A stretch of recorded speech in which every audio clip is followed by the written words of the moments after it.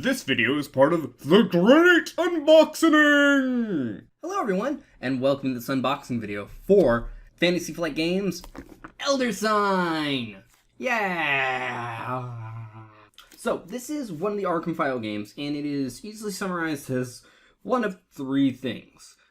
Arkham Light, Arkham the Dice Game, or Arkham the Museum. Because the game almost always takes place in Arkham's Museum, although not always. I think it expands well beyond that with the expansions, which I haven't seen beyond the first one.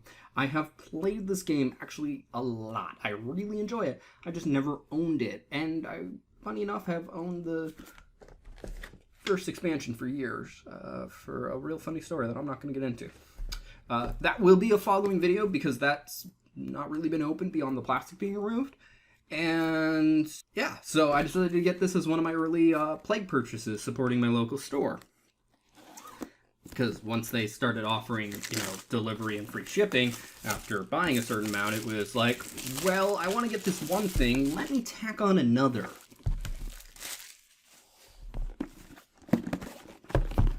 I don't remember what the one thing was to begin with. This game is still in print, but I believe it's not getting any more content to it at all. Although, hey, the catalog's still semi-recent, as it has Keyforge on the front. And as advertised right here, there is a digital version of the game as well, which is specifically Elder Sign's Omens, and I believe it plays exactly the same. So we've got our rules to play, first off. And this game is really simple. Like, I've had people who don't like Mansions of Madness, which again is one of the games I use for introducing people to modern day board gaming, and then really enjoyed this, not even knowing it was the same setting, because it was just a much better game for people who didn't want to sit down for a 2-hour game. Because yeah, if you want Arkham short, this. Like, light or not, this is just a lot quicker. And then we've got, and it was in a bag for some reason, the lobby sheet, or whatever it's called. I don't remember what this is actually called, and because it's receive first aid, search lost and found, buy a souvenir. This gets replaced immediately with the first expansion, by the way. But it's basically your starting location, a location that is always there, just short of an Elder God is doing something really dumb, and it's your safe space.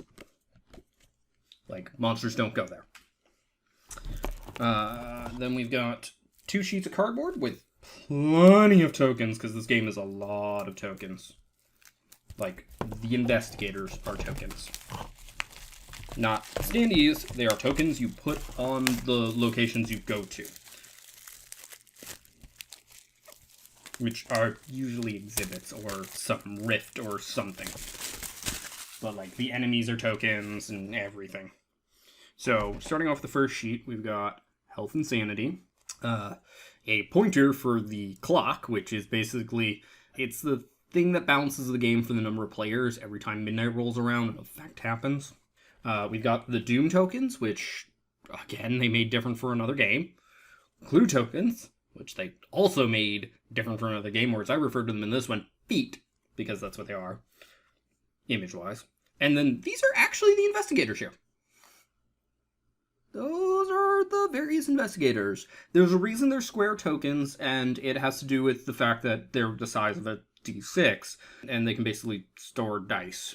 And then these are the enemies. They have text on the back, plus victory points, which is what was in the circle. Most of the time the text is just lore and such, not mechanics. Rarely has mechanics on the front. And they have dice placement stuff for things, because they either add on or overlap. They always add on if they can. They overlap when they can't. And then the second sheet is a bunch of Elder Signs. The clock itself, which only 3, 6, 9, and 12 matter. The rest are just there for show. More enemies, more health, more clues. In fact, that's all the rest of the enemies. Except the Elder Gods. We've got a bunch of unique 6-sided dice. And the thing for the turner for the clock is in there. And it is basically, here's a bunch of stuff. So, clue, being or investigate power, I don't remember what they actually refer to as, being the generic one that's on all of these, and it scales anywhere from 1 up to, I believe, a 4 or 5. 4 on the higher die. Terror, I think it was called. I don't remember. Bad stuff. These weren't really bad, but there were effects that would happen. This might have actually been the terror side. And, yeah. And I don't remember what it's called. Scroll. But the yellow die went up to a 4. Didn't have the bad stuff on it, which was only on the green die. Has a skull and a scroll. And then the red die does sort of the same, except it doesn't have a 1, so it's only 2 to 4, and it has the only wild in the game. And the dice are limited. So there are only 6 greens, 1 yellow, 1 red. You can't generate more on a single roll, and if they're locked away, which can happen, doesn't matter what, until you remove the thing that's locking it away, it's just not generatable. Then we've got some small cards. This is where a lot of the equipment and everything is. There are no standard size cards in this game. I'm going to start with the ones on the back, actually. These are, I believe, were referred to as the Omen cards. This is what you draw every time you hit midnight, as well as any other effects that say otherwise. And they all have 2 things on them. They either say to do one or the other, or do one and then later do the other, or do both at the same time. It can be kind of like, this game is still, there's a good, like, I wouldn't say it's a 50% chance, but like a 30% chance you sat down to it, you lost, like most Cthulhian games being 50%. Then we've got all of the gear cards, which I'm not going to bother going over in detail, but we've got the allies, so those are all people.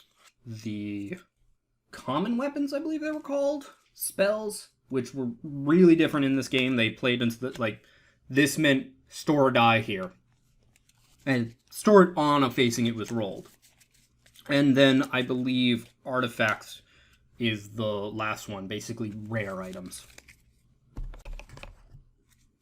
Items make a huge difference in this game. And then on to the meat of the game. The large cards, because there is no actual board unless you want to count the lobby. This is all large cards, because there's locations and investigators. Let's start with those investigators. So each of them have their own. There's also others, and I'll get to those. Card back is the same for all of them. It's basically a blank version of what's on the front with horror and health, because you flip it over and you get this. They all have a total of 10 health and sanity. All have a unique effect and starting items, which can be anywhere from cards that are very specific to draw from this deck or clues. Although in the case of draw from a deck or gain clues, they'll just have icons. Then we have the regular locations. There's a reason I say regular, which is almost entirely, if not entirely, what the other bag was. Yes.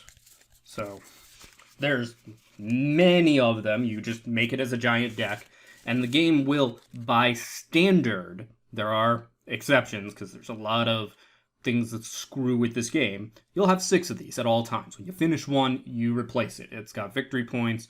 You hold on to those, because victory points are pretty much your currency at the store.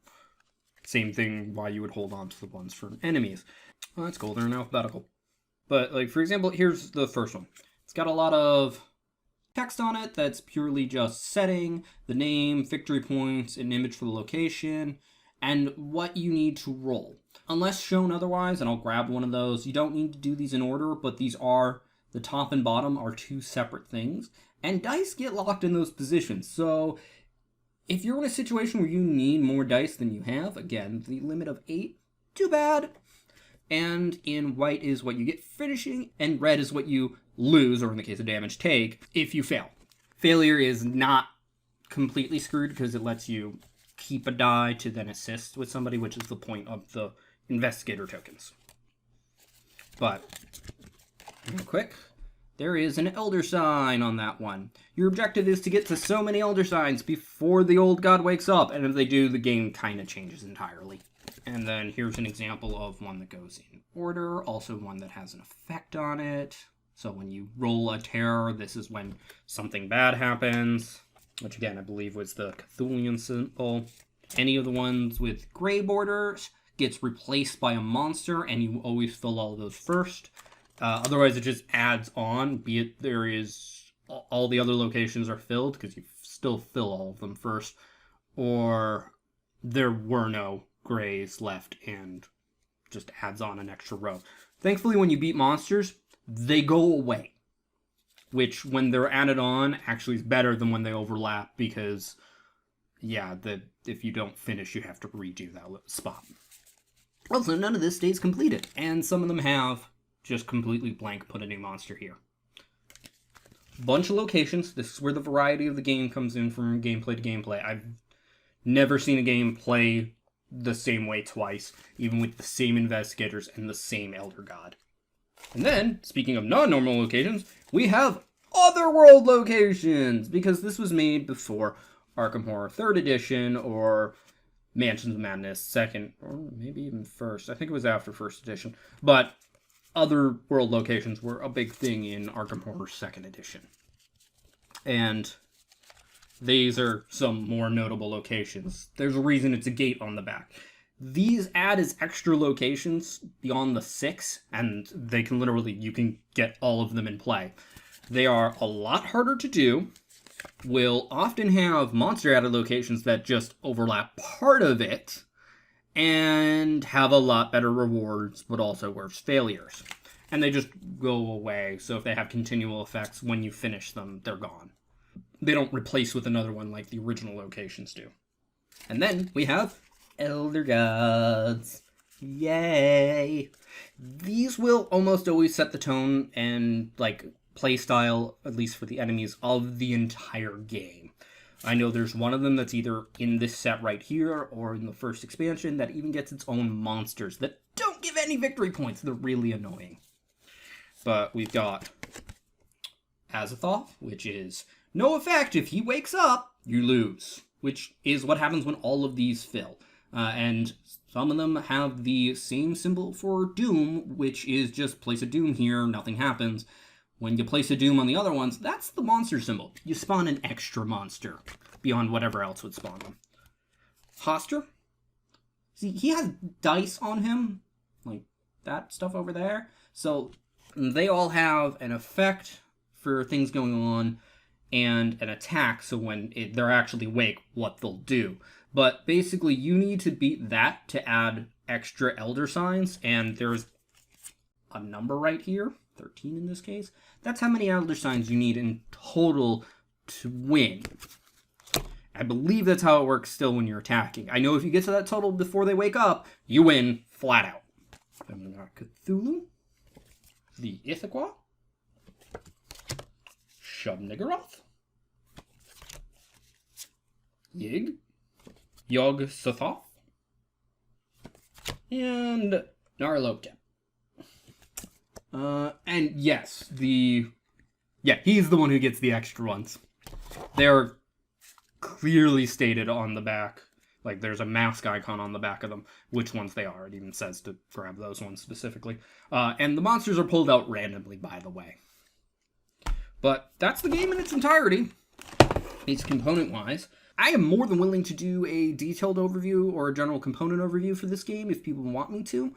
Otherwise, I will do Arkham, the card game, first. It's just, I really enjoy this game. I just never had the opportunity to get it, and never had a reason to until just before Plague.